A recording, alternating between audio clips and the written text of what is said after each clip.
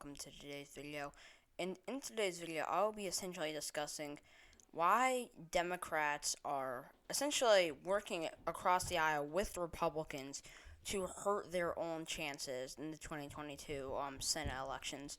Now, they are people, not Democrats entirely, not all Democrats, but there are many Democrats who are doing this. Specifically, these Democrats that voted no on I'll fill them in and likely.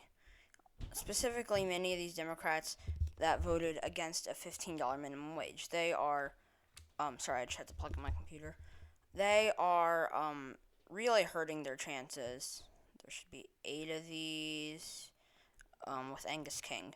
They are hurting their chances, and the Democrats as a whole, because essentially I'm not going to pretend like I know everything about this. There are ways that I'm faintly aware of by which the Democrats can eliminate the filibuster. There are potential ways, and if we just go fill in the votes that we're just going to have to assume that they're going to get when it comes to eliminating the filibuster, they have these two votes, Joe Manchin and Kirsten Sinema, are essentially holding it up and stopping them. And the reason this would be so detrimental to the Democrats is because for the midterms, not like I don't necessarily know that I have a midterms map pulled up. I'll go see if I do. Yeah, I do have a midterms map pulled up. I'm just gonna go fill out what my prediction was from like yesterday. The problem with the Democrats right now, what they're doing is they need to pass this legislation because Joe Biden at this point, essentially, he was elected to pass this legislation. A lot of this legislation is very popular. However, with the filibuster still intact, the GOP will essentially block nearly everything they tried to pass, which will hurt them because in the Senate elections, the GOP, if they don't eliminate the filibuster, they need essentially just 40 votes to block something. They could, on a healthcare bill, or not a healthcare bill, anything that's not within the budget, I think it is, they can block through a filibuster. So it's not great for the Democrats, but the thing is, if the think about it like this, Sinema and Manchin are essentially the blockade. So let's look at these two different potential scenarios. Let's say that Sinema and Manchin vote yes, in which case we see the Democrats enacting lots of their legislation. Not all of it, because they might still be roadblocks in enacting uber progressive legislation. In fact, Sinema actually said that she would have voted for the $15 minimum wage if it wasn't part of the COVID relief bill or whatever. Which, I mean, like, there are different ways to interpret that. One could see it as, like, I've heard people saying, oh, it's because she knows that way she won't be able to vote on it because she won't remove this filibuster, therefore she won't be able to have a vote on it. But let's say that they do find a way to remove the filibuster. In which case, and let's say that Sinema and Manchin, because Manchin would be hurting his own chances if he votes against a $15 minimum wage. This is something that would actually help his chances, even though he's expected to lose.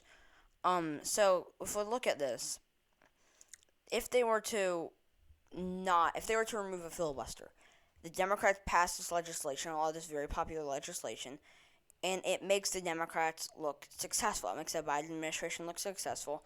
And it's not going to be a red wave if the Biden administration looks successful. The whole theory behind the midterm wave is presidents are unpopular, people don't like them, in the midterms they turn out to vote against their party, but then eventually, for whatever reason, on the presidential level, they don't. It's a little odd, but getting back to this, that's essentially what we would see happen, because it would seem successful, because I'm not 100% certain that it would be successful or that it wouldn't be successful. I'm not going to comment on whether or not things would be successful or not, but these are things that are very popular with the American public, and if the Biden administration were to enact some of this agenda, it would likely be very popular with Americans and would help them in the midterms, and it could really be the difference between them flipping Wisconsin, between them making Ohio insanely competitive.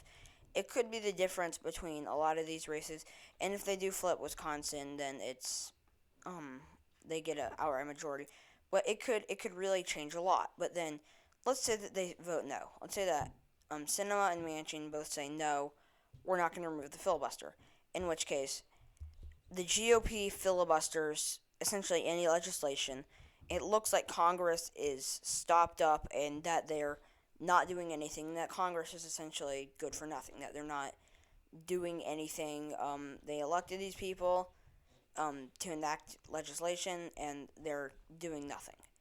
In which case, it would look like a stain on the Biden administration, and people would turn out to vote against them, or rather, the Biden base would not turn out in general.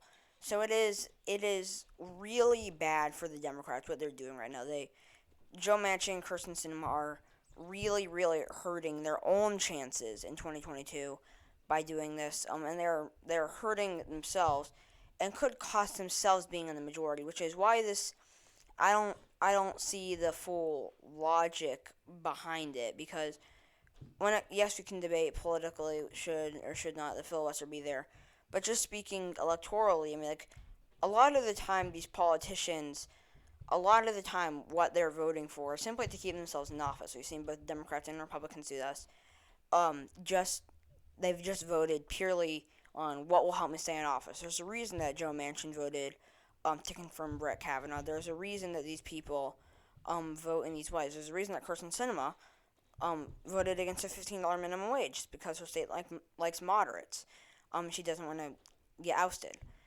So we've seen people do this. That's why I think they're sort of shooting themselves in the foot here, because they are helping to contribute to themselves not being in the majority, and it just makes no sense to me as to why they're doing this, because they have no reason to. Electorally speaking, they are hurting their own chances, which I just find very strange.